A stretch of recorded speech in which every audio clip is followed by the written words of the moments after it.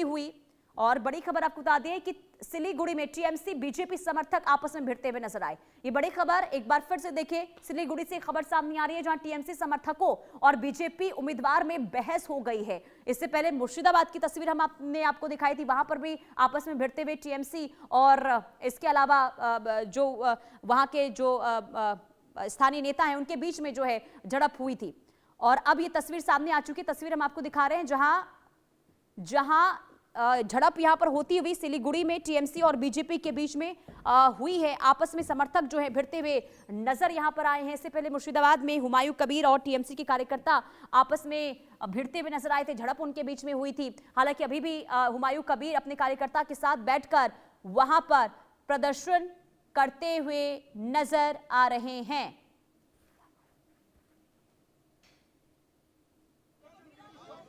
तो ये तस्वीर आपको दिखा रहे हैं, सिलीगुड़ी से तस्वीर सामने आई है जहां टीएमसी और बीजेपी समर्थक यहां पर आपस में भिड़ गए हैं। हालांकि केंद्रीय एजेंसियां यहां पर मौजूद है, स्थिति को कंट्रोल करने की कोशिश यहां पर हो रही है, स्थानीय पुलिस वहां पर मौजूद है और कोशिश ये है कि किसी भी तरीके से मतदान की जो प्रक्रिया है उस पर कोई असर ना हो, मतदान की प्रक्रिया बाधित ना हो। लेकिन हालात वहां पर तनावपूर्ण जरूर बने हुए हैं। हालांकि अभी ये जानकारी सामने नहीं आई है कि आखिर ये झड़प के पीछे की वजह क्या रही है, लेकिन ये जो तस्वीर है वो वाकई में चिंताजनक तस्वीर जरूर है, क्योंकि अलग अलग जगहों से अब ये जो तस्वीर सामने आ रही है जो ये बताती है कि स्थिति तनावपूर्ण अब होती हुई दिखाई दे रही है। इस सिलीगुड़ी की तस्वीर और दूसरी तस्वीर आपको जो देख रहे हैं, ये दो तस्वीरें देख लीजिए। ये मुर्शिदाबाद में थोड़ी देर पहले बवाल हुआ था जहां आपस में हुमायूं कबीर के कार्यकर्ता और टीएमसी के कार्यकर्ता आपस में उलझते हुए नजर आए थे, भिड़ते हुए नजर आए थे। हालांकि वहां पर सुरक्षा बलों की ओर से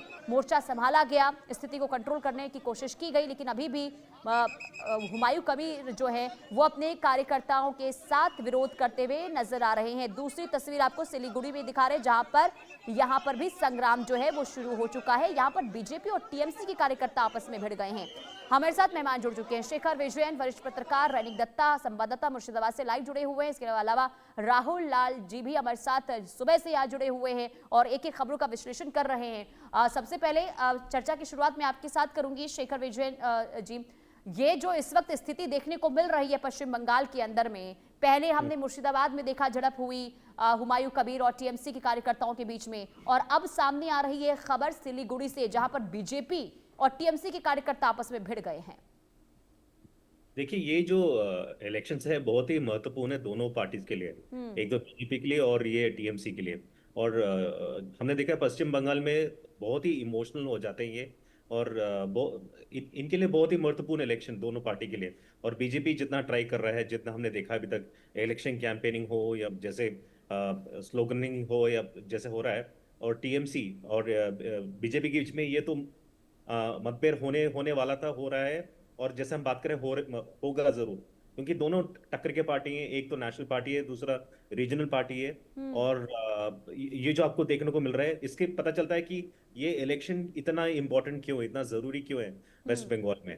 क्योंकि ये जो इलेक्शन है ये डिसाइड करेगा भारत का फ्यूचर, या भारत का जो फ्यूचर होगा इससे डिसाइड होगा। और इससे पता भी चलता है कि ये जो इलेक्शन है इसमें इतना इमोशंस है, इतना परफॉर्मेंस बेस्ड इमोशंस है इसमें। और इसमें I think most important thing यहाँ पे है कि फोकस यहाँ पे है कि आइडेंटिटी ना लूज करें। तो ये बहुत इंपॉर्टेंट है इलेक्शंस में बीजेपी के लिए, टीएमसी के लिए। और जो आप देख रहे हो बस इमोशंस है एट प्ले, क्योंकि इलेक्शन से पहले ऐसा होता है, लेकिन वेस्ट बंगाल में थोड़ा ज्यादा होता है बिकॉज वहाँ पे लोग थोड़े ज्यादा इमोशनल है। और वहाँ पे जो इलेक्शंस है, ममता बनर्जी हो या बीजेपी के कार्यकर्ता हो, उनमें मतभेद होगा ही होगा इलेक्शन के टाइम।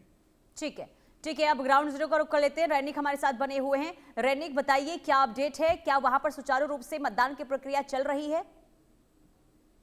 देखिए, अपडेट अगर देखा जाए तो सुबह 11 बजे तक जो रिपोर्ट आ रहा है इलेक्शन कमीशन के तरफ से बहुत ही महत्वपूर्ण इंफॉर्मेशन है, क्योंकि 41.11% चुनाव के मतदान हुआ है, ऐसा इलेक्शन कमीशन की तरफ से कहा जा रहा है। यानी 2021 साल के बाद 5 साल बाद जब पश्चिम बंगाल में विधानसभा चुनाव होने जा रहा है, उसमें एक अलग तस्वीर देखने को मिल रहा है। क्योंकि अगर देखा जाए तो 2021 साल में सुबह 11 बजे तक जितना मतदान हुआ था, और इस बार सुबह 11 बजे तक यानी 4 घंटे के अंदर जो मतदान हुआ है उसका परिमाण बहुत ही बढ़ चुका है। और इलेक्शन कमीशन की तरफ से कहा जा रहा है कि सबसे ज्यादा वोट परसेंटेज देखने को मिला है नॉर्थ बंगाल एरिया में, आसनसोल एरिया में सबसे ज्यादा वोट परसेंटेज जो है वो देखने को मिला है। अभी तक 41.11% जो मतदान अभी तक हो चुका है, ऐसा इलेक्शन कमीशन की तरफ से कहा जा रहा है। मगर ये मतदान का जब प्रक्रिया चल रहा था, पिछले 4 घंटे में अगर देखा जाए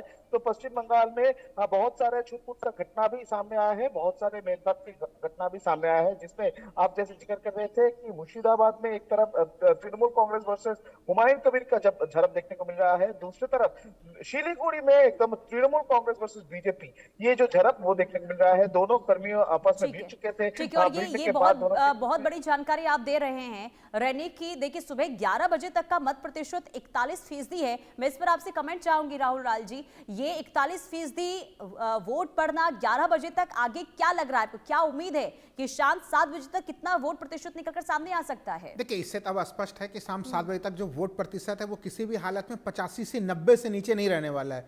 यानी 85 to 90% के बीच में पुनीता जी वोट प्रतिशत रहने वाला है। और जैसा मैं सुबह बता भी रहा था आपको कि पश्चिम बंगाल में अभी किसी भी, हम लोग 2-3 दिनों में जब वहाँ पे मैं था, देख रहा था कि हर रेलवे स्टेशन पे दूर दराज से, चाहे वो केरल से आने वाली ट्रेनें हो, तमिलनाडु से, सूरत से, हर तरफ से जो भी बाहर से काम करने के लिए गए थे वो सारे लोग आ रहे हैं, वोट डालने के लिए आ रहे हैं। तो इस बार मतदान प्रतिशत काफ़ी ज़बरदस्त होने वाला है और वो हम लोगों को बिल्कुल अभी सुबह से दिखाई दे रहा है। 11 बजे तक में 40% का वोट शेयर क्रॉस कर जाना अपने आप में एक बहुत बड़ी संख्या दिखा रही है। और अब देखिए, सवाल तो ये खड़े होते हैं पुनीता जी की जो इतना बम्पर वोटिंग हो रहा है, क्योंकि देखिए 80, 82, 83% तक तो मामला जो है कि पश्चिम बंगाल के लिए सामान्य मामला है। और सरकार रिपीट हुई है, जब 80 से 82 तक वोट प्रतिशत सामने आया तो सरकार रिपीट हुई है। बिल्कुल, सरकार रिपीट हुई है, लेकिन अब सवाल ये उठेगा कि अगर ये 90% को क्रॉस करता है तब फिर वैसे स्थिति में ये सरकार रिपीट करेगी कि नहीं करेगी। इतने भारी संख्या में जो लोग वोट डालने के लिए जा रहे हैं वो सरकार को बचाने के लिए जा रहे हैं या फिर सरकार को जो है कि हटाने के लिए जा रहे हैं।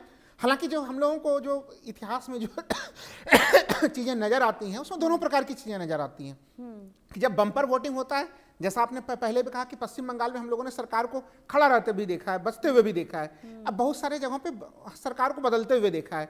पश्चिम बंगाल के बहुत सारे इतने सारे मुद्दे हैं कि वो तय करेंगे। चूंकि देखिए, युवा वोटर्स का जो पूरा मामला हम लोग सुबह से चर्चा कर रहे हैं, महिला वोटर्स को तो लेके हम लोगों ने चर्चा किया, युवाओं को लेके, चूंकि वहां पे नौकरी नहीं है, युवाओं के बीच में एक असंतोष की स्थिति है। लेकिन शहरी युवाओं में वो असंतोष ज्यादा है, ग्रामीण युवाओं में जो है कि वो असंतोष कम दिख रहा है। ग्रामीण युवाओं में जो दीदी भत्ता दे रही है उससे वो प्रसन्न है। तो इसको कितना भुना पाएंगी पार्टियां, और विपक्षी पार्टियां जो भारतीय जनता पार्टी सरीखी पार्टी है वो इसको कितना भुनाने का प्रयास करेंगी। क्योंकि शिक्षक भर्ती घोटाला या तमाम दूसरे पुनीता जी मामलों को भारतीय जनता पार्टी ने उठाने का पूरा प्रयास किया है, लेकिन फिर भी ग्रामीण जो युवा हैं वो ममता बनर्जी के साथ इंटैक्ट दिख रहे हैं। तो ये महिला मतदाता, युवा मतदाता, उत्तर बंगाल में चूंकि हम लोग देख रहे हैं कि जो अभी रैनिक जी ने बताया कि बम्पर वोटिंग हुआ है, वहां पे बीजेपी और टीएमसी के बीच में एकदम कांटे का मुकाबला है, बीजेपी का गढ़ रहा है उत्तर बंगाल में। ठीक है, यानी कि शाम तक राहुल लाल जी इंतजार करना होगा कि जब वोट प्रतिशत सामने आता है तो आखिर समझ आएगा कि रुझान